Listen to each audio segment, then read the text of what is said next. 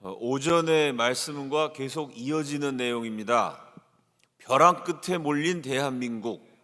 그러나 이승만의 외교와 우리 국민들의 기도에 힘입어서 메가더 장군이 178만 명의 미군을 이끌고 한국에 옵니다. 인류 역사상 한 작고 가난한 나라가 침략당했을 때 크고 강한 나라가 군대를 무려 178만 명이나 보내서 도와준 세계 역사의 유일한 사례입니다. 이 땅에 와 있었던 미국이 5만 명이 죽고 10만 명이 다쳤습니다. 여러분 생각해 보세요. 지금 대한민국이 저 남미, 아프리카, 아시아의 가난하고 불쌍한 나라, 그 나라에서 전쟁 난다 그래갖고 우리 아들들을 거기 보냈습니다. 근데 그 나라가 석유가 콸콸 나오는 것도 아니고 다이아몬드가 있는 것도 아니고 우리 대한민국이랑 무슨 경제적인 이해관계라는 게 하나도 없습니다. 워낙 못 사는 나라이기 때문에 그 나라에 수출할 것도 없고 그 나라에서 수입할 것도 없습니다.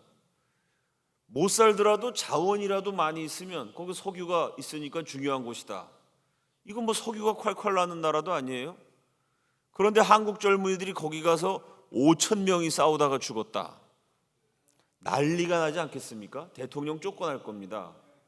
대한민국이란 나라가 석유 한 방울 안 나죠. 미국이랑 아무 무역할 게 없어요. 우리나라 농사 짓던 나라고. 미국 사람들이 뭐 와서 한국에다 물건 판다. 그거 살 돈도 없습니다. 근데 미국 젊은이들이 5만 명이 죽었어요. 여기서 10만 명이 다쳤습니다. 그 미국 국민들이 염증이 나죠. 코리아가 뭔데 아무 대가도 없고 이익도 없고 우리 미국 젊은이들이 15만 명이 죽고 다칠 만한 그런 가치가 있는 나라냐? 한국전 참전을 결의했던 트루먼 대통령은 미국 역사상 가장 낮은 지지율로 대통령에서 물러나게 돼요. 그 다음 장면이요. 그리고 아이젠하워가 대통령에 당선됩니다. 아이젠하워 공약 1호 한국전쟁 종식 확실히 끝낸다. 어떻게 끝내냐면요. 휴전선 긋고 미군을 철수한다. 이 아이젠하워의 공약에 미국인들이 열광해갖고 다 표를 찍어줍니다. 휴전선 긋고 미군은 떠나면 미국 사람들은 지긋지긋한 한국전쟁의 수렁에서 벗어날 수 있어요. 문제는 한국입니다. 미국이 떠난 다음에도 중국이 떠납니까? 소련이 떠나나요? 북한이 떠나나요? 미군은 떠나는데 북한, 중국, 소련은 그 자리에 있어요. 6.25 전쟁 터질 때 남한보다 경제력 40배였던 북한, 대한민국보다 100배 큰 중국, 250배 큰 소련, 두 공산주의 강대국과 북한이 붙어 있잖아요. 이 세 나라가 힘을 합쳐서 제2의 6.25 전쟁을 일으키면 제1의 6.25 전쟁은 무려 미군이 178만 명이 와서 막아줘서 살아났는데요. 그 미군이 떠나고 두 번째 침략을 당하면 이건 100% 공산화되는 겁니다. 주한미군이 철수하면 한국이 위태로워져요. 이승만 박사가 미국에게 항의합니다. 너희들이 기독교 국가 맞냐? 기독교 정신으로 세운 나라라면 무신론 공산주의랑 끝까지 싸워야지. 3년 싸워준 건 고마운데 그렇다고 도망치는 게 기독교 국가라는 미국이 할 짓이냐? 이승만이 항상 미국하고 얘기할 때 좋은 일이든 나쁜 일이든 기독교 갖고 얘기합니다. 기독교 동맹을 맺어서 천황 폐하, 우상 숭배하는 일본을 물리치고 교회 때려 부시는 공산주의 물리치고 세계 선교 같이 하자. 이렇게 적극적으로 얘기할 때도 기독교고요. 미국이 한국을 버리려 그럴 때도 그런 식으로 공산주의 무섭다고 도망치는 게 과연 미국을 강대국 되게 하신 하나님의 뜻이냐? 이러고 따집니다. 아이젠하워 대통령이 그 조그만 나라 대통령이 말이 많네. 약소국 무시해버리고 그냥 휴전협정을 취지합니다. 휴전협정이 순조롭게 진행돼서 마지막 단계 쌍방이 포로를 교환하는 단계까지 왔어요. 원래 전쟁하다가 휴전을 맺으면요 포로를 교환하게 되어 있습니다. 우리 국군이 북한 땅에 가서 싸우다가 잡혔어요. 휴전, 그런 고향인 남한으로 돌려보냅니다. 똑같이 북한군이 남한 와서 쳐들어오다가 잡혔어요. 휴전하면 고향인 북한으로 돌려보냅니다. 쌍방이 깔끔하게 포로를 교환하면 휴전이 맺어지고 미군은 떠나는 겁니다. 여기서 문제가 생겨요. 원래 북한군입니다. 총을 들고 대한민국을 멸망시키기 위해서 쳐들어왔어요. 그런데 이 사람들이 남한 와서 전쟁하다가 잡혔는데 자기 고향이 북한이잖아요. 요 부산 앞에 있는 거제도 포로 수용소에 갇혀 있었거든요. 원래 북한군이고 남한에선 포로가 됐는데요. 휴전을 맺었으니 고향 산천에 보고 싶은 가족이 있는 고향으로 당연히 돌아가야죠. 북한으로 안 가겠다는 사람이 무려 3만 명입니다. 공산군인데 공산주의가 싫다는 거예요. 왜 이런 문제가 생겼냐면요. 김일성이가 12살, 15살 어린 소년들을 협박했어요. 너 군대 안 가면 네 아버지 죽인다. 그 당시 우리나라 전 국민의 90%가 글자를 못 읽었습니다. 글자도 못 읽는 사람들이요. 공산주의가 뭔지 민주주의가 뭔지 몰라요. 그 왜 공산군이 되느냐? 12살, 15살짜리한테 너 군대 안 가면 네 아버지 죽인다고 김일성이 협박해갖고요. 어쩔 수 없이 총 들고 대한민국에 쳐들어온 거예요. 그 전쟁을 하면서 이 사람들이 뭘 깨달았냐면 김일성이는 정말 나쁘다. 공산주의는 정말 나쁜 거다. 오히려 공산군이 돼서 대한민국 쳐들어왔는데 전쟁을 하면서 공산당을 싫어하게 돼요. 포로로 잡혀서 거제도, 부산, 논산, 영천 여러 곳에 포로 수용소에 수용됐습니다. 근데 미군이 그 포로 수용소를 관리했는데 미국이 민주주의 국가, 기독교 국가, 인권 국가, 뭐 지금도 그렇지만 그 당시에는 압도적으로 세계에서 최고 부자 나라입니다. 그러니 포로들을 상당히 인격적으로 대우해 줬어요. 전쟁하다가 포로가 잡혔는데 그 당시 와 있었던 미군들이 아주 공부 많이 한 대학생 이상 된 학생들이 많았죠. 그 포로들한테 연극 공부하다 온 미국 학생들은 연극을 가르쳐주고 사진 찍던 학생들은 사진을 가르쳐주고 음대 다니다 온 학생들은 음악을 가르쳐주고 이러니 이거 대한민국에서는 글자도 못 배웠는데요. 포로가 됐는데 음악도 배우고 미술도 배우고 사진도 배우고 거기다가 음식을 주는데 이건 내가 먹어본 적이 없는 좋은 음식이에요. 미군이 인격적으로 대우해 줬으니까. 이 자유민주주의 국가라는 게 북한에서는 어버이 수령을 위해서 다 죽으라 그러는데 여기는 비록 포로지만 이렇게 인격적으로 대우해 주는구나. 나 저 북한 가기 싫고 공산당이라면 아주 질색이고 나 남한 땅에 남아야 되겠다. 대한민국에 귀순하겠다는 북한 청년이 3만이에요. 그런데 국제법상 휴전협정을 맺으면 당연히 포로를 교환해야죠. 그 아이젠하워 대통령 무슨 소리야? 본인들의 의사 상관없이 법대로 하자. 북한으로 돌려보내자. 여러분 그 포로 3만 명이 수용소에 있으면서 우리는 북한 안 가겠습니다. 그렇게 얘기하고 데모하는 걸 다른 북한 사람들이 다 봤어요. 그 사람들이 북한 가면 반동분자로 몰려서 100% 처형당합니다. 이승만 박사가 그걸 가지고 미국에 따져요. 자유민주주의라는 게 뭐냐? 기독교가 뭐고 인권이 뭐냐?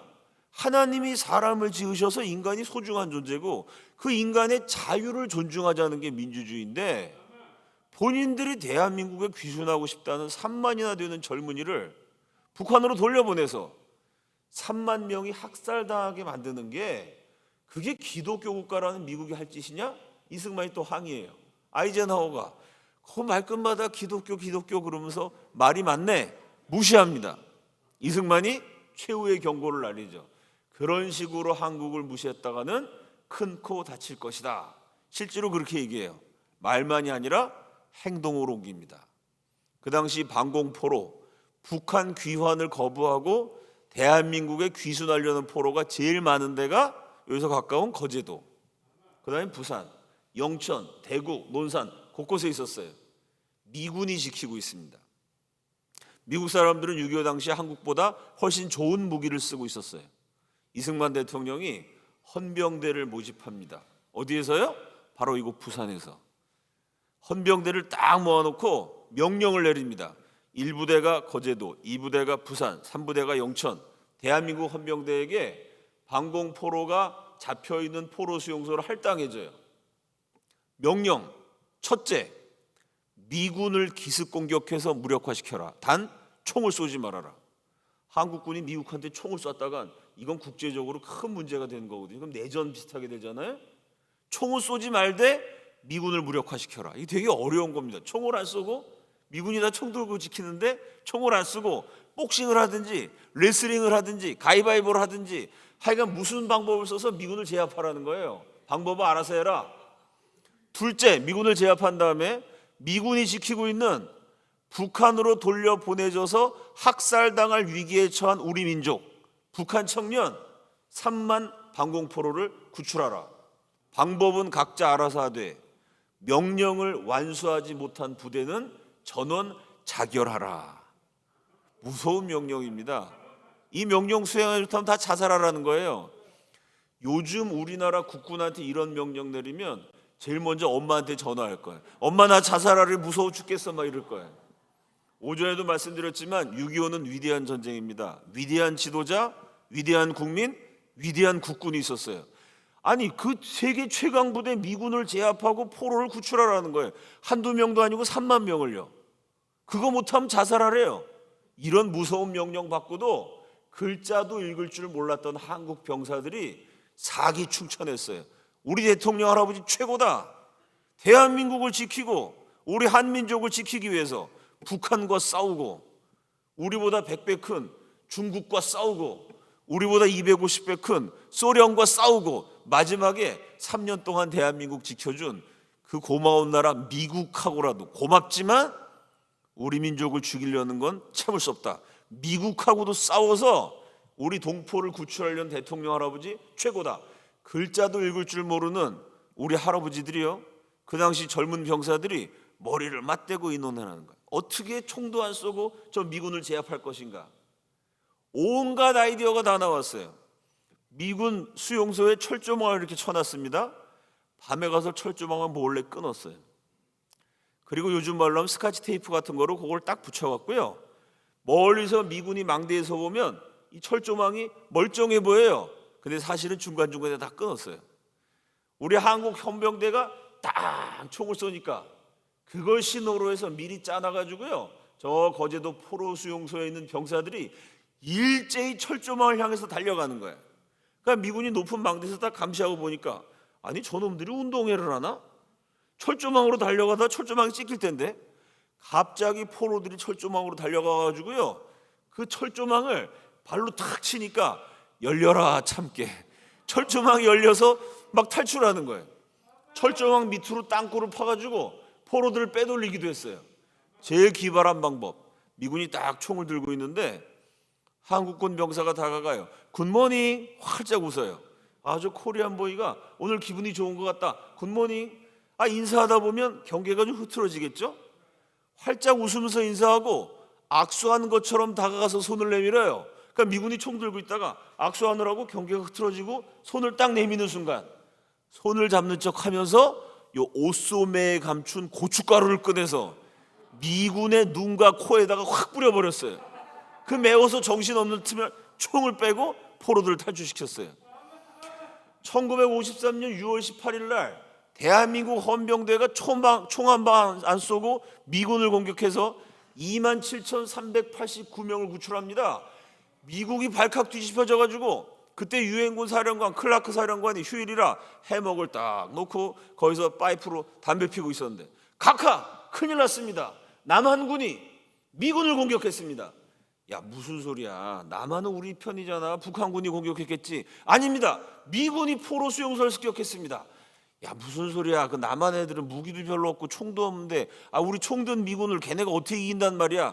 정체불명의 붉은 물질을 투척하여 우리 미군을 무력화시켰습니다. 깜짝 놀라서 파이프를 떨어뜨렸다는 얘기가 있습니다. 그 다음 장면이요, 이게 방공포로 석방입니다. 저기 서 있는 사람들이 다 북한군들이에요. 북한군을 구출해갖고 딱 세워놓고 전 세계가 깜짝 놀라서 경악하는 가운데 이승만 대통령이 순시하면서, 너희들은 이제부터 대한민국 국군이야. 너희들이 대한민국 쳐들어왔지만 공산주의가 좋아서 쳐들어온 게 아니야. 김일성이 협박해서 쳐들어온 거지. 이제 공산주의가 뭔지 알았고 민주주의가 뭔지 알아서 대한민국 편에 서게 됐으니 우리가 힘을 합쳐서 공산정권 물리치고 통일을 향해서 가는 거야. 이러고 대통령이 전 세계가 지켜보는 가운데 보무도 당당하게 사열하는 모습입니다. 그 다음 장면이요, 이게 요 거제도 부산 여기서 탈출하는 사진인데요. 사진을 자세히 보면 앞에 헌병대 모자 쓴 사람 둘밖에 없어요. 대한민국 국군 두 명이고 뒤에는 다 머리에다가 하얗게 이렇게 천을 둘렀죠. 다 북한군 출신 포로들이 자유를 향해서 탈출하는 거예요. 대한민국에 쳐들어왔던, 대한민국 없애려고 했던 공산 포로들이요, 대한민국 편으로 전향을 해서 태극기 휘날리며 이승만 박사 초상을 딱 들고 이분이 아니었으면 우린 고향 가서 다 죽을 뻔했다. 3만 명의 젊은이가 행진하는 장면입니다. 자, 이러니 난리가 났어요. 미국이란 나라가 절대 당하고 가만히 있지 않겠죠? 오사마 빈 라덴이 이슬람 전사를 이끌고 뉴욕의 세계무역센터 빌딩을 들이받았습니다. 비행기로. 알고 계시죠? 테러를 했어요. 미국이 어떻게 했죠? 보복하기 위해서 이라크 쓸어버리고 아프가니스탄 쓸어버리고 마지막에 파키스탄 은신처에 숨어있는 오사마 빈 라덴 찾아내갔고요, 특공대를 보내서 쏴 죽이고 시체를 바다에다가 불태워갖고 뿌려버렸어요. 미국이 그런 나라입니다. 미국한테 도전하는 세력을 절대 그냥 두지 않아요. 아니 근데 3년 동안이나 미국이 한국을 도와줬는데 뒤통수를 제대로 때려서 무려 3만 명의 포로를 뺏어갔으니 이건 세계적인 망신입니다. 절대 미국이 당하고 가만히 있지 않았겠죠. 그 다음 장면이요. 이때 미국의 작전 계획이 에버레디 플랜, 이승만을 제거하자. 부산에 체포조를 보내서 이승만을 납치하든지 암살하든지 대통령에서 물러나게 한다. 죽이든지 납치하든지 깜빵에 쳐넣든지 아니면 미국으로 데리고 오든지. 실제로 부산에 미국 특공대를 보내려고 그랬어요. 이게 1953년의 에버레디 플랜인데 극비 계획이었던 게 1975년 뉴욕 타임즈에서 폭로했고요. 그 내용을 기반으로 해서 2001년 MBC 방송에서 이제는 말할 수 있다라는 프로그램에서 이승만을 제거하라, 에버레디 플랜이라는 미군의 계획이 공개가 됐습니다. 그러면 내가 미군을 공격해서 포로 휴전협정을 엎어버리면 포로를 교환해야 휴전이 되는데 이승만이 포로를 다 풀어놨으니까 휴전협정하다가 중단이 된 거죠. 그러면 미국이 나를 제거할 거다. 이승만이 그거를 미리 계산을 했을까요, 안 했을까요? 당연히 했죠. 그거 안 하고 했으면 그건 무모한 짓이죠. 그럼 이승만은 그 미군의 암살 계획에 대해서 어떻게 자기를 방어할 수 있을까요? 오늘 오전부터 말씀드렸지만 40년 동안 이승만이요, 미국 전역을 돌아다니면서 한국과 미국의 기독교 동맹을 역설하면서요, 수많은 미국인들을 자기 팬으로 만들었어요. 미국 정부는 이승만을 제거하려고 했지만 미국 국민들, 주요 지도자들이 이승만을 지지하게 만들었어요. 40년 동안 쌓아 올렸던 그 인맥이 1953년 이곳 부산과 거제도의 방공포로 석방 사건에서 빛을 발하게 됩니다. 그 다음 장면이요. 자, 이승만이 방공포로 석방한 게 1953년 6월 18일인데 그 3일 전에 6월 15일 날 마치 그 사건을 예언이다 하듯이 미국의 주요 언론 크리스찬 사이언스 모니터에 미국의 중견 언론인 로스코 드럼먼드의 논설이 실립니다. 이승만 찬양하는 논설이에요. 이승만은 정복되지 않았다. 그는 결코 정복할 수 없는 인물이다. 그는 오늘날 극동에서 가장 군비가 잘 되어 있으며 사기도 충전한 최강의 방공군 지도자이다. 한국은 서방 진영, 미국과 유럽의 민주주의 국가. 한국은 서방 진영을 필요하고 서방 쪽은 한국이 필요하다. 우리를 분리시키려는 어떤 시도도 용납되어서는 안 된다. 아이젠하워 대통령은 이승만을 제거하려고 그러는데 그 3일 전에 미국의 주요 언론이 한국과 미국, 이승만과 미국을 분리시켜서는 안 된다. 벌써 미국 여론이 이승만 편이었다는 걸 보여주죠. 그 다음 장면이요. 그 세계적인 언론 재벌 윌리엄 헐스트, 방송국 신문사를 10개쯤 소유하고 있었던 세계 최고의 재벌이자 언론 수장입니다. 이 윌리엄 헐스트가 열렬한 방공투사였어요. 아니 기독교 국가 미국이 공산당하고 싸워야지. 이승만처럼 화끈하게 싸워야지. 한 3년 싸우다가 무섭다고 야, 미국이 언제부터 이렇게 비겁한 나라가 됐나. 자기 미국 정부에는 비판적이었고요, 오히려 나라가 다 망하고 잿더미가 되고 막 고아가 들끓는데 그래도 끝까지 싸우는 한국인들의 용기에 깊이 감동받았어요. 이 윌리엄 헐스트 회장이 자기가 갖고 있는 10개 신문사, 방송국에 전부 특종을 보도해갖고요, 뉴욕에만 100만 장의 호해를 뿌립니다. 신문을 찍어갖고 거리에서 막 사람들한테 무료로 뿌려요. 그 신문의 일면 제목이 뭐냐? 용감한 이승만이 겁쟁이 아이젠하워를 한 방 먹였다. 오히려 한국 대통령을 용감하다 그러고 공산당이랑 끝까지 싸우니까 자기 나라 미국 대통령 겁쟁이라고 이승만 편을 드는 신문을 미국 전역에 수백만 장을 뿌립니다. 그 다음 장면이요. 이게 또 재밌는데, 그 당시 미국 국무부가 한국으로 치면 외교부예요. 그러니까 한국과 미국의 외교 담당하는 부서죠. 국무부 관료들은 전쟁 계속하니까 돈 많이 들죠. 경제 안 좋아지죠. 국민들 표가 자꾸 떨어지고 지지율 떨어지니까, 지금 우크라이나도 마찬가지예요. 전쟁 길어지니까 휴전하자. 서로 막 이러잖아요. 한국도 똑같아요. 전쟁 길어지니까 미국 경제가 안 좋아지니까 국무부에서는 휴전하자 이랬는데요. 국방부, 군대를 이끌고 한국에서 싸우던 장군들은 공산당이랑 싸워봤더니 이놈들하고 무슨 휴전을 하고 이래갖고 안 돼. 같이 전쟁해봤더니 저 이승만 저 사람이 대단한 사람이에요. 메가더 장군을 위시해서 한국에 왔었던 유엔군 사령관들이 전부 다 이승만의 인격, 신앙, 천재성에 매료가 되어갖고 열렬한 팬이 됩니다. 클라크 사령관, 이승만은 세계에서 가장 위대한 방공 지도자다. 방공포로 석방되는 바람에 클라크 사령관이, 그때 유엔군 사령관이라서 청문회에 불려가서 50번 질문을 받아요. 왜? 여러분, 세계 최강 미국이 포로를 잡고 있는데 그 미국을 다른 나라가 공격해서 포로 30명을 구출했다. 세계적인 망신 아니에요? 그런 일 본 적 있습니까, 여러분? 미국이 공격당해서 뺏긴 적이 없거든요. 30명이 아니라 3만 명이에요. 27,389명. 미국 역사에 이런 수치가 없습니다. 그것도 적군이 아니야. 동맹국 한국이야. 이러니 클라크 사령관이 청문회 불려가서 엄청 시달렸어요. 이것 때문에 쫓겨날 뻔했어. 내가 이승만 때문에 고생한 거 생각하면 이가 갈리지만 그건 내 개인 감정이고, 그러나 객관적 입장에서 볼 때 이승만은 가장 위대한 방공 지도자다. 이승만 때문에 고생했지만 이승만 지지했어요. 리찌웨이 장군, 메가더 사령관의 후임이었죠. 이승만은 자기 국민에 대한 편애가 심했고 마음속에는 애국심밖에 없는 것으로 보였으며, 이 사람은 마음이 전부 애국심이야. 자기 나라밖에 없어. 이로 인해 불가능한 일을 끊임없이 요구하기도 했다. 맨날 유엔군 사령관은 전쟁하러 왔는데 뭐라 그랬냐면요, 우리 한국 사람들 굶고 있으니까 밥을 좀 주시오. 입을 게 없으니까 옷을 좀 주시오. 한국 사람 잘 데가 없으니까 유엔군이 집을 좀 지어주시오. 아니, 한국 국민들 의식주를 비롯해서 모든 걸 미군보로 다 하라 그래. 끊임없이 요구를 해대니까 아주 지겹고 골치가 아픈데, 한편으로는 저 사람은 애국심밖에 없구나. 미국이고 나발이고 관심 없고 자기 나라 국민, 전쟁 만나갖고 다 죽게 된 자기 국민 살리려고 저렇게 하는구나. 짜증나면서도 존경스럽다는 얘기죠. 벤플리트 장군, 이승만은 우리 시대의 가장 위대한 사상가이고 학자이며 정치가이자 애국자이다.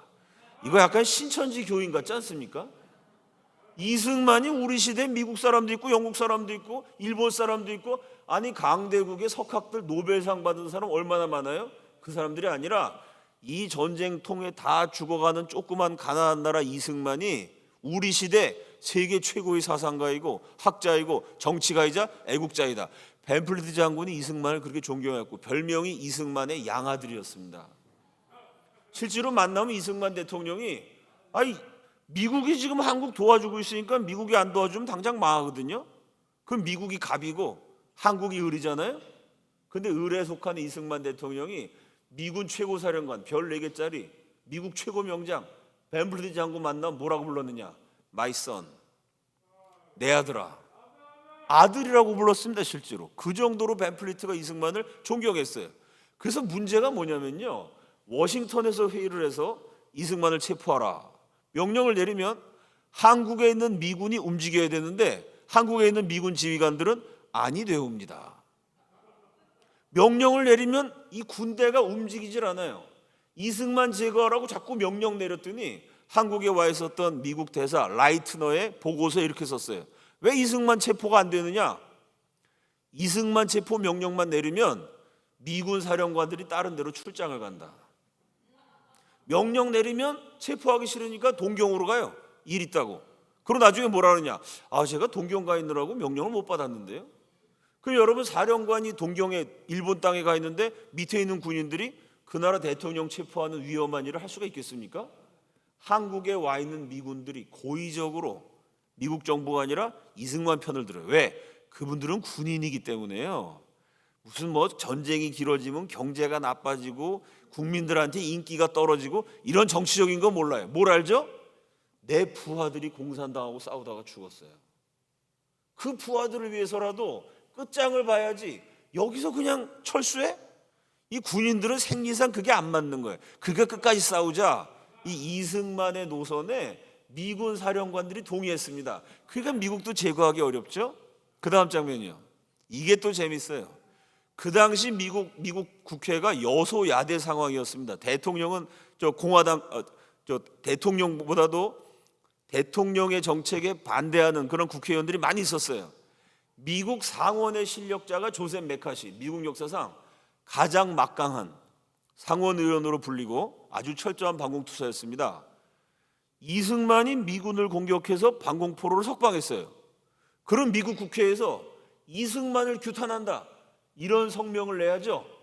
조셉 메카지가 성명서를 냈습니다. 이승만을 지지한다. 아이젠하워는 정신 차려라. 공산주의랑 싸워야지. 공산당 무섭다고 도망치는 게 최강대국 미국이 부끄럽지도 않냐? 아프리카보다 못 사는 한국. 3년 동안 전쟁 통해 나라 전체가 시체더미가 되고 잿더미가 되고 쑥밭이 됐는데 그래도 끝까지 싸우겠다고 한국 끌었는데, 한국보다 이건 비교할 수 없게 몇만 배 몇십만 배 잘 사는 강대국 미국이, 기독교국가 미국이 이런 식으로 도망치는 게 이게 미국이 할 짓이냐? 메카시 의원이 오히려 이승만의 의견을 지지해서 이승만 지지 성명을 발표합니다. 메카시 의원뿐만이 아니고요, 미국 전역의 주의회, 기업가들, 변호사들 할 거 없이 야 멋지다 이승만, 작은 나라 대통령이 자기 나라 지키려고 저렇게 싸운다. 왜 우리 미국에는 이승만 같은 애국자가 없냐? 여러분 보세요. 언론, 세계 최고 언론 기업에서 막 호해를 뿌리고 한국 와 있는 최고 미군 사령관들, 미국의 정치인들 전부 다 미국 정부가 아니라 이승만을 지지하고 나섰어요. 이러니 아이젠하워가 어려워지죠. 그 다음 장면이요. 그래서 아이젠하워가 1953년 6월 18일 성명서를 발표해요. 이승만의 일방적인 행동은 약속 파기다. 미국은 another enemy, 이승만이라는 또 다른 적을 만났다. 미국의 적은 제거하겠다는 얘기예요. 요 성명서를 내고 이승만을 체포하려고 봤는데 사방에서 말려요. 각각 큰일 났습니다. 미국 국민 입장에서 생각해 봅시다. 3년 동안 178만 명이 한국에 왔어요. 5만 명이 죽고 10만 명이 다치고 미국 국민들의 세금을 몽땅 걷어다가 한국에 쏟아부어가지고요, 6.25 전쟁 3년 동안 우리 전 국민을 미군이 먹여주고 입혀주고 재워줬습니다. 미국의 구호물자 얻어먹으면서 살았어요. 한국이 5만 명 죽고 10만 명 다치고 달러를 쏟아부은 다음에 미국이 어떻게 했죠? 고춧가루 맞았어요. 비겁자라고 욕먹었어요. 그 미국 국민이 아이젠하워를 볼 때, 아니 미국 대통령이 어떻게 다 주고 뺨 맞아? 고춧가루 맞아? 거기다가 한국전쟁 끝낸다 그래서 대통령 뽑아줬더니 한국전쟁은 끝내지도 못하고 망신만 당하고 바보 아니야 저거? 아이젠하워 대통령 인기가 폭락합니다. 그래서 최근에 나온 아이젠하워 대통령 전기에 보면 실제로 아이젠하워 정치 인생 최대의 위기였다. 이렇게 대통령 지지율이 폭락하는데 거기서 아이젠하워가 이승만을 제거해? 카카. 그랬다가는 다음번 선거 100% 떨어집니다. 다음번 선거에 나오지도 못합니다. 주변에서 다 말려요. 하루 만에 미국 대통령이 말을 바꿉니다. 이것도 미국 역사에 없어요. 미국 대통령이 전 세계 앞에서 딱 얘기해 놓고 하루 만에 말을 뒤집어. 6월 19일 날 우리는 한국으로부터 절대 퇴장해서는 안 되며 공산주의자들이 한국을 차지하도록 결코 방치해서도 안 된다. 맨날 휴전하려고 그러더니 절대 안 간다 그러는 거예요. 대통령은 이승만 얘기는 안 하고요, 6월 18일은 이승만이 적이다, 6월 19일은 느닷없이 이승만 얘기는 안 하고 우린 공산당과 싸운다 이렇게 얘기해놓고 자기는 체면 있을까 말 못하잖아요. 미국 최고 외교관 로버트슨을 보냅니다. 그 로버트슨이 뭐라고 말하냐면 미국은 이승만을 끝까지 지원한다. 아이젠하워 대통령이 창피해서 그걸 자기는 못하고요, 특사를 보내서 시켰어요. 그 로버트슨이 한국에 옵니다. 이승만과 로버트슨의 회담 20번에 걸쳐서 회담을 해요. 12일 동안 20번 치열하게 싸웁니다.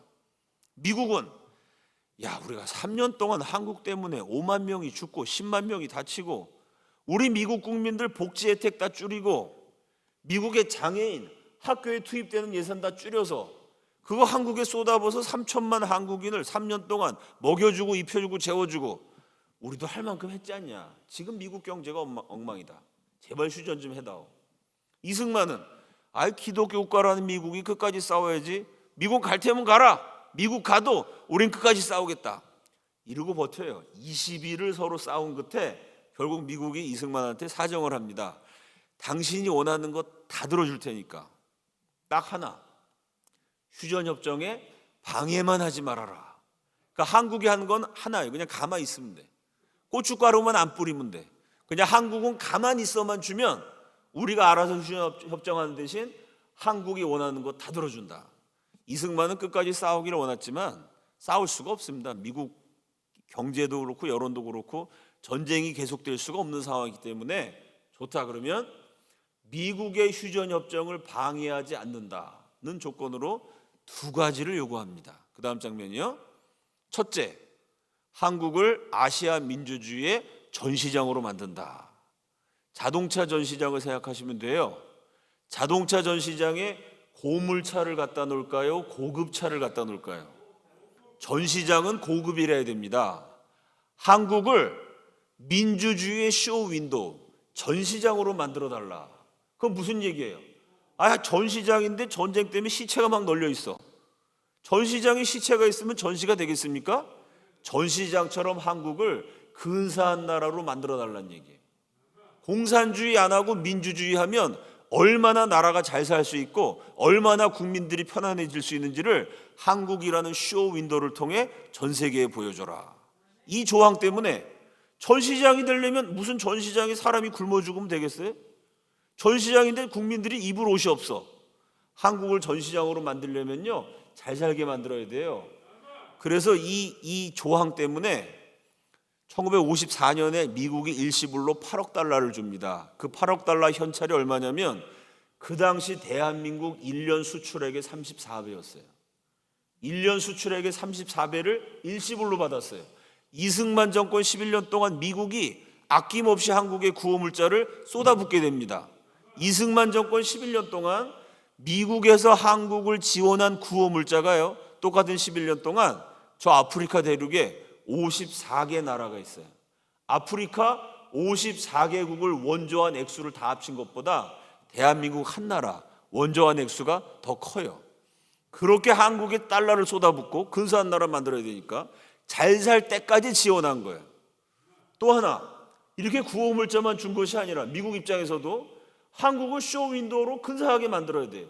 그 맨날 달러가 줄줄 새. 돈을 주는 것보다 미국 입장에서 돈을 아끼는 방법이 있죠. 기술을 가르쳐 준 거예요. 지금은 한국 기술이 미국보다도 발달한 게 많죠. 6.25 전쟁 당시 우리나라는요, 농사 짓는 기술밖에 없었어요. 근데 농사기술도 없어서 비료를 못 만듭니다. 그래서 비료 대신 뭘 사용했어요? 인분을 사용했습니다. 똥 오줌을 비료로 사용하는 낙후된 농업 국가였어요. 그런데 미국이 세계 최고의 건축 기술, 전자 기술, 기계 만드는 기술, 모든 분야의 기술을 공짜로 한국에 가르쳐 주게 돼요. 우리 한국 사람들이요, 미국이 공짜로 가르쳐 주는 기술은 열심히 배웠어요. 미국이 안 가르쳐 주는 기술은 몰래 훔쳤어요. 위대한 민족입니다. 이렇게 해서 한강의 기적을 이룬 거예요. 경제가 폭발적으로 성장한. 한국 경제 성장의 기본에는 미군의 원조가 있었습니다. 미군의 기술 지원이 있었어요. 그래서 오늘날 6.25 전쟁 전후로 11년 동안 아프리카 54개국보다 많은 지원을 받았던 대한민국, 이 작은 나라가요, 오늘날 아프리카 54개국 경제력을 다 합친 것보다 우리나라 경제력이 더 커요. 국토 면적은 세계 109등, 작은 나라입니다. 전 세계 100등 안에도 못 들어. 국토 면적은 109등인데 세계 5대 제조국가, 7대 무역국가. 인류 역사에 이런 게 없습니다. 나라가 100등 안에도 못 드는 작은 나라가 제조업으로는 세계 5등이에요. 세계에서 제일 큰 제철소, 제일 큰 조선소 한국에 다 있습니다. 그 바탕에는 이승만의 한미동맹, 이 조약이 있어요. 두 번째, in and around Korea. 한국과 그 주변에 미군을 배치한다는 거예요. 이게 왜 중요하냐면요, 미국 법에 해외 주둔한 미군이 공격을 받으면 대통령은 의회의 승인을 받지 않고 곧바로 전쟁을 선포하게 돼 있어요. 그럼 원래 미군을 철수하려고 그랬는데 이제 미군을 한국 땅에 주둔시켰습니다. 이승만 대통령 때는요, 지금 좌파 정권 때 전방에 있는 미군을 뒤로 빼서 우리나라 전방 안보가 약해졌습니다마는 이승만 대통령이 이 조약을 맺을 때는 미군이 한국에 주둔한데 어디 주둔했냐면 휴전선의 24개 길목을 지켰어요. 북한이 남한으로 쳐들어올 가능성이 1%라도 있는 길이 있어야 군대가 진군하죠. 북한군이 남쪽으로 기습한다면 사용할 가능성 있는 길을 다 합쳤더니 24개가 나와요. 그 24개 길목을 미군이 지켰습니다. 이건 무슨 얘기죠? 북한이 제2의 6.25 전쟁을 일으키려고 북쪽에서 총을 땅 쏴요. 그 총알은 대한민국 국군한테 날아가는 게 아니라 미군한테 날아가게 만들었어요. 그러면 그때부터 전쟁은 북한과 남한의 전쟁이 아니에요. 북한이 총 쏘면 미군한테 날아가니까 북한과 미국의 전쟁입니다. 그래서 6.25 전쟁 이후로 지금까지 우리나라에 북한이 못 쳐들어오는 거예요. 그러니까 북한은 맨날 무슨 얘기하죠? 주한미군 철수하라, 한미 군사훈련 중단하라. 왜 그 얘기를 해요? 미군만 철수하면 남북 1대1로 붙으면 북한 핵이 있잖아요. 우리 핵이 없고 핵무기도 없는 대한민국이 어떻게 북한하고 맞서 싸울 수가 있겠습니까? 미군만 철수하면 남한은 우리가 접수한다. 그게 안 되는 이유가 뭐냐? In and around Korea. 한국과 주변에 미군을 배치한다. 일본이 맨날 독도가 자기네 땅이라 그럽니다. 독도를 접수하기 위해서 일본 해군이 출격하면 한국 해군과 일본 해군이 붙으면요 12시간이면 끝나요. 우리나라 해군력은 일본 해군의 공격을 12시간 버티는 정도. 일본은 해군력 세계 2위입니다. 1위가 미국이고 2위가 일본이에요. 그런데 일본이 독도가 자기네 땅이라고 말로만 하죠. 절대 못 쳐들어옵니다. 왜 못 쳐들어올까요? 한국이 무서워서가 아니에요. 일본이 동해를 접수하기 위해서 독도를 향해서 진격하는 순간 우리 한국은 미국의 동맹국이거든요. 미군이 지키고 있거든요. 미군 관할 구역이라서 그날 그 순간부터 전쟁은 일본과 한국의 전쟁이 아니에요. 일본과 미국의 전쟁입니다. 그래서 일본이 못 쳐들어오게 되죠. 그 다음 장면이요. 미군이 한국에 주둔하게 된 한미동맹. 1954년 한미동맹을 맺기 60년 전에 뭐가 있었느냐? 청일전쟁. 청나라하고 일본이 조선을 차지하기 위해서 조선 땅에서 전쟁했습니다. 조선의 두 번째 큰 도시였던 평양이 전쟁터였는데요.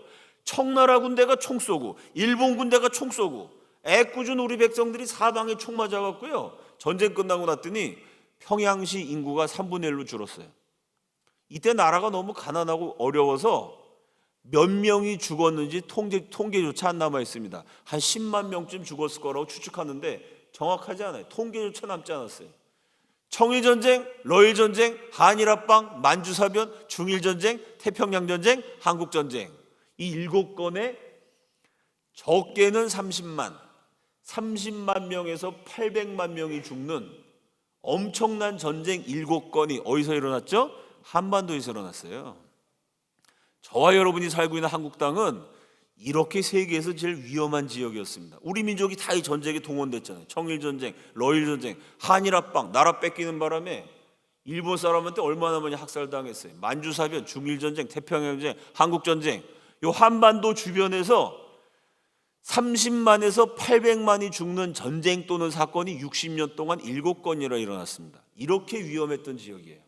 그런데 세계 최강 미국이 딱 지켜주니까 그다음부터 아무도 한국에 못 쳐들어와요. 한미동맹 맺은 이후로 100명 이상이 죽은 전투가 대한민국 땅에서 뭐 있을까요? 단 한 번도 없었어요. 수십만 수백만 무더기로 죽어나던 땅인데 100명 이상 죽는 전투가 단 한 건도 없는 5천년 우리 역사를 보면 이게 신기한 사건입니다. 여러분 들어보셨죠? 5천년 동안 우리나라가 997번 침략받았어요. 들어보셨죠? 그런 얘기? 5년에 한 번 500명쯤 죽었어요. 13년에 한 번 1000명 이상 죽었습니다.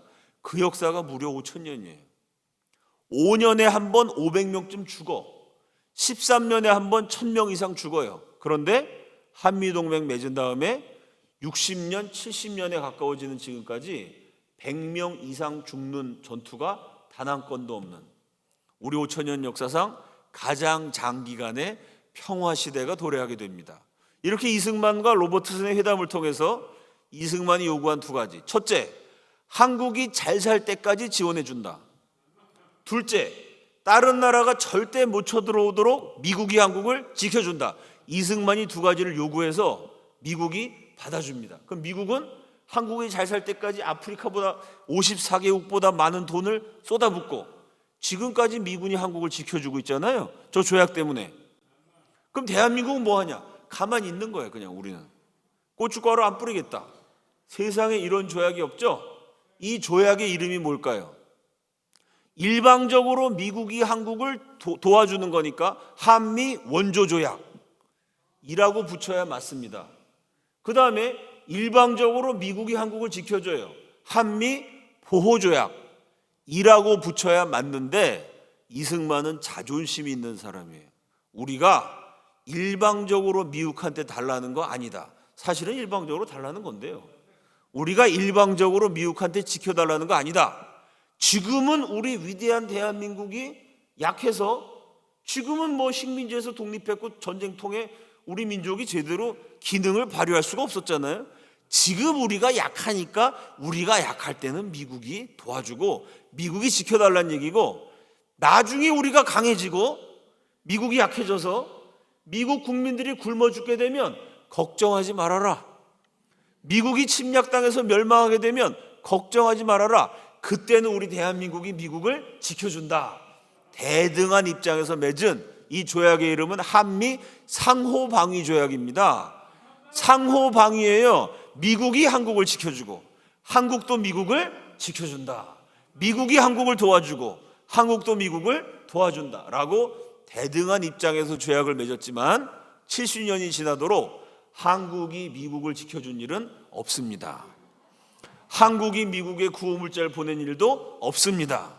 그러나 어쨌든 이 조약은 법적으로 상호방위, 대등한 두 나라가 독립적인 두 나라가 당당하게 서로 지켜주기로 한 조약이에요. 이게 이승만의 자존심입니다. 비록 지금 우리가 힘이 없어서 미국의 힘을 빌리지만 우리 대한민국 부강한 나라가 될 것이고 기독교의 대국이 될 것이어서 우리도 미국처럼 발전해서 대등해질 것이다. 그 참 민족적 자존심을 가지고 인류 역사에 없는 이런 희한한 조약을 맺어냈습니다. 원래 미국의 정책은요 250년 동안 아시아에 있는 국가하고는 동맹을 맺지 않는다. 이게 미국 정책이었어요. 아시아에 있는 어느 나라하고도 동맹을 맺지 않았습니다. 250년 이어내려온 전통을 깨고 한국하고 최초로 동맹을 맺었어요. 그 원래는 미국이 이승만을 제거하려고 그러다가 이제 250년 정책을 뒤집어서 동맹을 맺는 마당인데 그 이승만을 박해했다가는 이건 미국한테도 이익이 아니에요. 미국의 이익이 뭐냐? 차라리 이승만을 스타로 만들어주자. 아시아에 있는 수많은 나라들로 하여금 봐라, 너희들이 소련 말 듣지 않고 우리 미국하고 친하게 지내고 우리 미국의 노선을 따르면 한국처럼 나라가 부강해지고 이승만을 미국이란 나라가 동맹국을 얼마나 근사하게 대우하는지 봐라. 왜? 아시아, 아프리카, 아메리카의 가난한 나라들이요 전부 소련 편에 막 붙거든요. 그러니까 미국 입장에서는 이승만을 제거하려고 그러다가 아니다. 오히려 이승만과 대한민국을 활용해서 소련 편으로 붙는 나라를 견제해야 되겠다. 미국 정책을 180도 뒤집어 갖고요.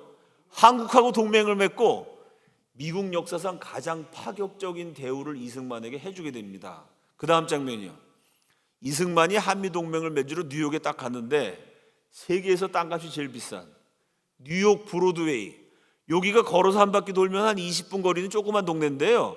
걸어서 한 바퀴 도는데 20분 걸리는 저 브로드웨이에서 1년 동안 벌어들이는 돈이 세계적인 관광대국, 석유가 콸콸 나오고 피라미드가 있는 나라 이집트 전 국민이 1년 동안 번 돈보다요, 요 조그만 동네에서 1년 동안 번 돈이 더 많아요.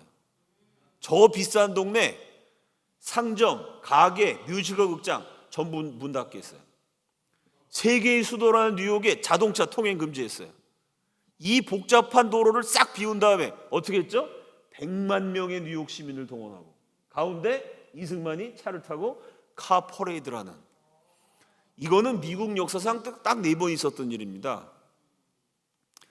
미국 사람 가운데 요런 뉴욕에서 브로드웨이 가게 문 다 닫게 하고 차량 통제해가지고 그 세계에서 가장 비싼 거리에서 카 퍼레이드 한 게 미국 대통령 가운데는 한 명도 없어요. 미국 사람 가운데 2명이 누구냐? 1차 대전의 영웅, 2차 대전의 영웅, 이 전쟁을 승리로 이끈 세계 대전의 장군이 개선식을 할 때 딱 2번 요런 카 퍼레이드를 했어요. 외국 사람 가운데 요런 퍼레이드 한 게 2명입니다. 한 명이 누구냐면 미국의 오랜 동맹인 영국의 그 유명한 수상이 있죠. 영국인들이 지금도 가장 존경하는 윈스턴 처칠 수상. 처칠이 왔을 때 우리 미국하고 동맹을 맺어서 2차 대전에 싸운 영국의 위대한 지도자를 환영합니다라는 뜻으로 이렇게 퍼레이드를 했어요. 동양인 가운데 처음으로 마지막으로 이승만. 여러분 인터넷 검색해 보세요. 얼마 전에 우리나라 대통령이 바로 여기 갔거든요. 어떻게 했죠? 누가 나왔죠? 아무도 안 나왔어요. 우리나라 대통령이 여기 이승만 대통령 갔던 그 자리 갔는데요, 승합차 타고 가다가 내려가지고 그냥 걸어갔습니다. 미국 사람 아무도 안 나왔어요. 이승만이 갔을 때는 100만의 뉴욕 시민을 동원하고 차량 통제를 하고 마틴 뉴욕 시장이 1000만 뉴욕 시민들과 더불어 자유의 위대한 투사 이승만 박사를 환영합니다. 이승만과 같은 영웅이 우리 뉴욕을 방문해 주신 것은 세계적인 영광입니다 라고 뉴욕 시장이 연설한 내용이, 동판이 지금도 이 거리에 붙어 있어요. 왜냐하면 그 뉴욕 시장이 열렬한 기독교인 반공투사였기 때문에 이승만을 존경했어요. 그래서 그분이 직접 나가서 이 세계의 수도라는 뉴욕에 전쟁통에 다 망한 나라 대통령이 가는데 우리 뉴욕에 와주셔서 감사합니다라고 아주 그냥 극진한 연설을 하고 동판에 새겨서 지금도 브로드웨이 거리에 붙어 있습니다. 그 다음 장면이요. 한국과 미국이 최종적으로 동맹 조약을 맺을 때 1954년 미국 상하 양원 합동회의에서 유창한 영어로 이승만이 연설합니다. 근데 여러분 자리가 꽉 찼죠? 이것도 보세요. 우리나라 대통령이 얼마 전에 뉴욕에서 유엔 총회에서 연설하는데 자리가 텅 비어 있었잖아요. 한국 대통령이 미국 의회 가서 연설한 적이 몇 번 있는데요, 그때 우리나라 외무부에서 이런 일을 한다 그래요. 외무부에서는 뭐 부인했는데 언론에서 많이 보도가 됐어요. 뭐냐? 미국 국회의원들이요, 한국 대통령이 와서 연설하는데 그거 들을 시간이 없습니다. 지역구 관리하러 간다는 거예요. 그 우리나라 대통령이 연설하는데 자리가 비어 있으면 망신이잖아요. 그래서 미국 국회의원 보좌관들한테 자리 좀 채워달라고. 왜? 텔레비전 나가면 국회의원인지 보좌관인지 우리 국민들 모르잖아요. 우리나라 대통령이 연설할 때 사실은 비어 있는 적이 많아요. 이거 보세요. 비어 있는 게 아니라 꽉 찼고요, 전부 다 일어서 있습니다. 이때 진풍경이 벌어져요. 미국 역사상 한 번 있는 일이 벌어집니다. 이승만이 국회에 와서 연설한다 그랬더니요, 국회의원 전원은 물론이고 평상시에 국회에 갈 일이 없었던 미국 육군, 해군, 공군 지휘관, 사령관들이 이승만이 연설 듣겠다고 방청을 신청해요.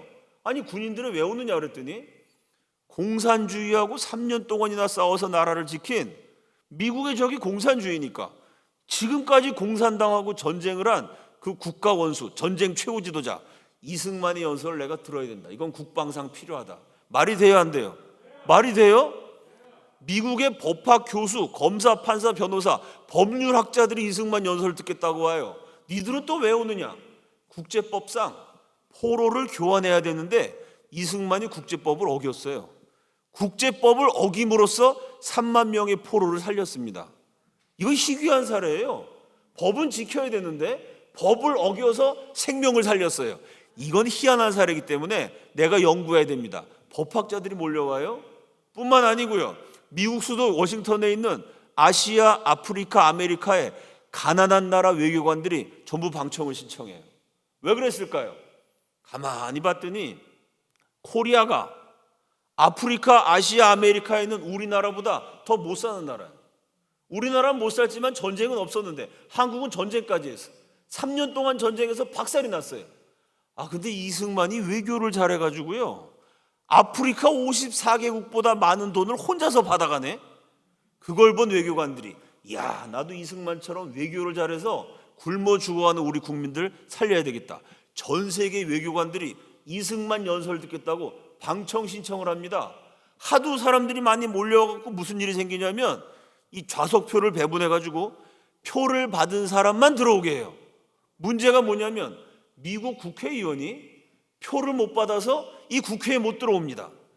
국회의원들이 얼마나 열받겠어요. 아니, 저희가 내 직장인데, 내가 국회의원인데 내가 국회에 못 들어간다는 게 말이 됩니까? 따졌더니 그 지킨 사람이 대답합니다. 그러길래 일찍 오셔서 줄을 서시지 왜 늦게 오셨냐고. 미국 역사상 처음이자 마지막으로 외국 국가 원수가 연설하는데 군대 지휘관들이 오고 법률학자, 정치학자들이 오고 외국의 외교관들이 와서 방청권을 나눠주는 바람에 국회의원이 국회에 못 들어가는 이런 해프닝이 벌어집니다. 40분 연설했는데요, 33번 기립박수가 터졌어요. 1분에 한 번꼴로. 첫 번째 기립박수가 터진 대목, 이승만이 연설을 읽기 시작합니다. 미국 대통령과 국회의원들과 국민들에게 진심으로 감사드립니다. 당신들은 한국의 자유를 위해서 싸워주셨습니다. 6.25 때 도와줬으니까 고맙죠. 그리고 이렇게 연설해요. 모든 미국 분들에게 감사드리지만 스페셜 땡스 투, 제가 특별히 감사드리고 싶은 분이 있습니다. 누굴까요? 스페셜 땡스 투 all American mothers, 모든 미국의 어머니들에게 진심으로 감사드립니다. 내 아들이 코리아라고 난 그 나라가 어디 붙었는지는 모르겠는데 19살짜리, 20살짜리 6.25 때 참전한 미군 병사도 평균 연령이 20살이 안 됐어요. 10대 소년들이 와서 싸웠습니다. 19살 내 아들이 한국과 싸우다가 죽었어. 근데 그 한국 대통령이 미국이랑 동맹 맺으러 왔대. 미국 전역에 아들을 잃은 어머니들이 텔레비에 앉아서 내 아들이 싸우다가 죽은 나라 대통령 연설을 보자. 듣고 있는데 그들을 향해서 Special thanks to all American mothers, 모든 미국의 어머니들에게 진심으로 감사드립니다. 미국의 어머니들은 자신의 생명보다 소중한 아들들을 대한민국을 위해서 죽음의 전쟁터에 보내주셨습니다. 한국의 이름 모른 골짜기에서 한국과 미국의 젊은이들이 함께 싸우다가 공산주의의 총탄을 맞아서 함께 쓰러졌습니다. 한국의 이름 모를 골짜기에서 싸우다가 죽었잖아요. 이렇게 연설합니다.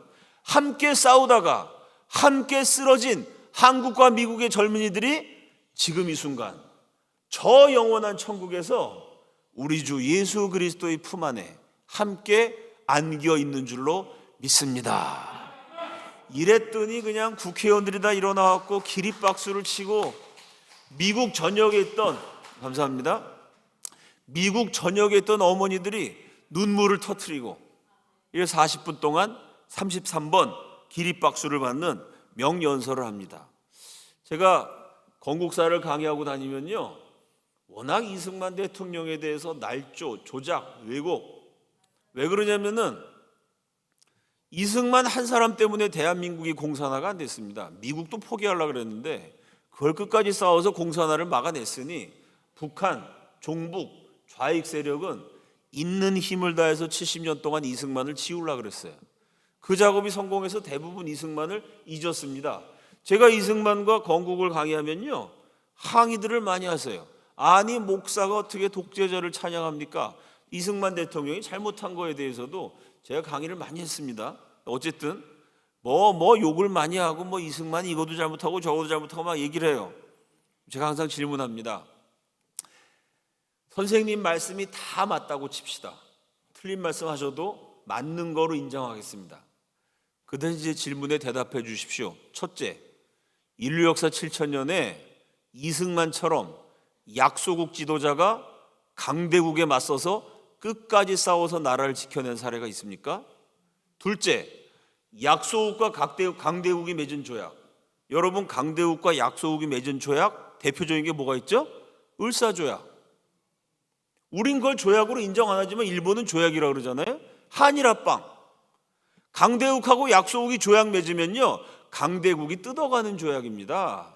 강대국이 멸망시키는 조약이에요. 집어삼키려고 그러죠. 강대국, 약소국이 조약 맺으면 강대국한테 유리합니다, 대개. 인류 역사 7천년에 강대국과 약소국이 맺은 조약 가운데 이승만이 맺어낸 한미 상호 방위 조약.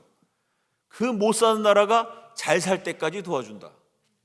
그 힘없는 나라 절대 침략 못하도록 세계 최강의 군대를 보내서 지켜준다. 이런 말도 안 되는, 강대국과 약소국이 맺은 조약한데 일방적으로 약소국에게 유리한 한미동맹 같은 조약이 있습니까? 제가 두 가지 질문했어요. 첫째, 이승만처럼 강대국에 맞선 약소국의 지도자. 둘째, 이승만이 맺은 한미동맹처럼 강대국이 일방적으로 약소국을 위해서 희생하고 도와줘야 되는 이런 조약이 있습니까? 질문했더니요, 개거품 물고 비판하신 분들이 단 한 명도 지나간 10년 동안 제 질문에 대답한 사람이 없습니다. 왜냐하면 이런 거는 인류 역사에 없어요. 한미동맹 같은 거는 이제까지도 없었고 앞으로도 없습니다. 있을 수가 없어요. 그럼 어떻게 이렇게 있을 수가 없는 위대한 외교적 업적을 남길 수 있었을까요? 예레미야 33장 3절 말씀, 너는 내게 부르짖으라. 내가 내게 응답하겠고 내가 알지 못하는 크고 은밀한 일을 내게 보이리라. 오늘 오전에 말씀드렸죠? 부산에 머물던 이승만의 기도, 뭐라고 기도했습니까? 오 하나님, 이 미련한 늙은이에게 지혜를 주셔서 우리 민족을 바르게 이끌게 하여 주옵소서. 기억나세요? 아침에 제가 PPT 보여드렸죠? 오 하나님, 이 미련한 늙은이에게 지혜를 달라고, 하나님이 지혜를 주셔서 대한민국 살게 해달라고 기도했더니 하나님이 희한한 지혜를 주셔가지고요, 강대국이 약소국을 잘 살 때까지 경제적으로 도와주고 절대 외적이 침략 못하도록 약속해서 지금까지 이 나라를 지켜주는, 인류 역사 7천년에 이런 거 없어요. 단 한 번도 없었습니다. 이거는 사람이 상상도 못하는 크고 비밀한 일. 어떻게 가능했죠? 너는 내게 부르짖으라. 내가 내게 응답하겠고 네가 알지 못하는 크고 은밀한 일을 내게 보이리라. 우리 대한민국의 자유와 번영의 토대가 되는 한미동맹, 이 크고 은밀한 일이 기도하는 지도자에 의해서 이루어졌습니다. 오전에도 말씀드렸지만 우리 역사를 기억하면서 아무리 힘들고 어려운 일이 있어도 내가 알지 못하는, 내가 상상도 못하는 크고 은밀한 일까지 동원하셔서 나를 도와주시는 주님, 그 하나님을 의지하고 그 하나님께 부르짖고 그 하나님께 헌신하며 그 하나님을 사랑하는 부산 영락교회 믿음의 백성들이 다 되시기를 우리 주님의 이름으로 축원합니다. 함께 기도하겠습니다. 우리 6.25 전쟁을 기념하면서 전쟁 중에 세워진 유서 깊은 부산 영락교회에서 나라와 민족을 위해 기도하고 싶습니다. 수많은 위기 속에서 이 나라를 지켜주신 주님, 지금도 여러 가지로 국내 외적으로 힘들고 어려운 시련, 도전에 직면하고 있는데 대한민국을 기억하여 주시고 이 땅의 백성들을 불쌍히 여겨주시고 한국교회를 다시 한번 부흥하게 해주셔서 대한민국이, 한국교회가, 우리 백성들이 하나님의 은혜 속에 생존하게 하여 주시옵소서. 이 위기를 극복하고 나라와 교회와 국민들이 다시금 전진하게 하여 주시옵소서. 사람들에게만 맡겨놓지 마시고, 한국 정치를 한국 정치인들에게만 맡겨놓지 마시고, 한국 경제를 경제인들에게만 맡겨놓지 마시고, 대한민국이란 나라를 국민들에게만 맡겨놓지 마시고, 하나님이 비상 간섭해 주시고 특별 간섭해 주시고 하나님이 능력과 은혜를 베풀어 주셔서 이 나라가 다시 한번 회복되게 하여 주시옵소서. 주여 한번 외치시고 다 함께 통성으로 기도합니다. 주여! 살아계신 하나님 아버지, 나라와 민족을 위하여 기도합니다. 우리 할아버지 할머니들 선조들의 기도를 들으시고 수많은 위기 속에서 이 나라를 살려주시고 백성들을 지켜주셨던 역사의 주인이신 하나님 아버지, 그 하나님의 은혜와 자비를 기억하며 감사하며 이 시간 다시 한번 하나님께 부르짖어 기도합니다. 대한민국을 기억하여 주시옵소서. 이 땅의 교회들을 기억하여 주시옵소서. 이 나라 백성들을 기억하여 주시옵소서. 사람에게만 맡겨놓지 마시고 우리 하나님이 비상 간섭하여 주시고 비상 개입하여 주시고 특별한 자비와 은총을 베풀어 주시옵소서. 역사의 주인이신 하나님 아버지, 나라가 망가져 있고 헝클어져 있습니다. 커다란 경제적인 위기, 정치적인 위기를 통과하고 있습니다. 위정자들에게 지혜를 주시고 백성들에게 깨달음을 주셔서 우리 대한민국이 이 위기를 극복하게 하여 주시옵소서. 너무나 많은 백성들이 고통스러워하고 있습니다. 한국교회가 깨어나게 하시고 한국교회가 일어나게 하시고 한국교회가 다시 한번 정신 차리고 만백성에게 하나님의 자비와 위로를 증거하는 하나님의 도구로, 하나님의 통로로 쓰임받게 하여 주시옵소서. 이 땅의 백성들을 기억하여 주시고 국민들 한 사람 한 사람을 불쌍히 여겨주셔서 우리 하나님이 자비를 베풀어 주시고 우리 하나님이 보살펴 주시옵소서. 우리 하나님이 도와주시옵소서. 교회들마다 다시 일어서게 하시고 가정마다 다시 회복되는 은혜를 베풀어 주시옵소서. 저 북한 공산정권, 중국 공산주의 정권이 지금도 한반도의 안보에 위협이 되고 있습니다. 하나님 아버지, 국민들이 정신 차리게 하시고 국제 정서를 주관하여 주셔서 다시는 이 땅에서 6.25 같은 전쟁이 일어나지 말게 하여 주시옵소서. 남과 북이 예수 잘 믿는 나라로 통일되게 하여 주시옵소서. 통일한국은 전 세계 예수 그리스도를 증거하는 제사장 나라로 쓰임받게 하여 주시옵소서. 한국과 미국이 기독교 동맹으로 굳건해지게 하시고 두 나라가 동성애와 공산주의와 음란과 마약과 황금 숭배와 같은 하나님이 기뻐하시지 않은 모든 죄악을 척결하고 하나님 잘 믿는 나라로 계속해서 성장하고 발전하게 하여 주시옵소서. 멸망할 수밖에 없는 벼랑 끝에 몰린 위기 속에서도 전능하신 하나님께 부르짖을 때 사람이 감히 상상도 할 수 없는 크고 은밀한 일을 동원하시고 기적을 베푸셔서 하나님이 이 나라 이 백성을 지켜주셨는 줄로 믿습니다. 지금도 수많은 위기와 시련 속에 직면하고 있습니다. 살아계신 하나님 아버지, 먼저 한국교회가 깨어나게 하여 주시옵소서. 나라와 민족을 위하여 기도를 쉬는 죄를 결단코 범치 말게 하여 주시옵소서. 하나님께 끊임없이 부르짖는 가운데 하나님이 역사하셔서 역사의 주관자이신 하나님이 이 나라와 대한민국의 국민들을 직접 보호하시고 인도하시고 축복하여 주시옵소서. 마침내 무신론 공산주의와 주체사상을 무너뜨리고 성경에 위배되는 동성애와 같은 죄악을 제거해버리고 남과 북이 예수 잘 믿는 나라로 통일되게 하여 주시옵소서. 통일한국은 전 세계에 예수 그리스도를 증거하는 제사장 나라로 쓰임받게 하여 주시옵소서. 이 사명을 위하여 하나님을 사랑하고 나라를 사랑하는 애국적인 마음으로 끊임없이 기도하고 행동하는 부산 영락교회 하나님의 백성들 되도록 인도하여 주시옵소서. 예수님 존귀하신 이름으로 기도드립니다. 아멘.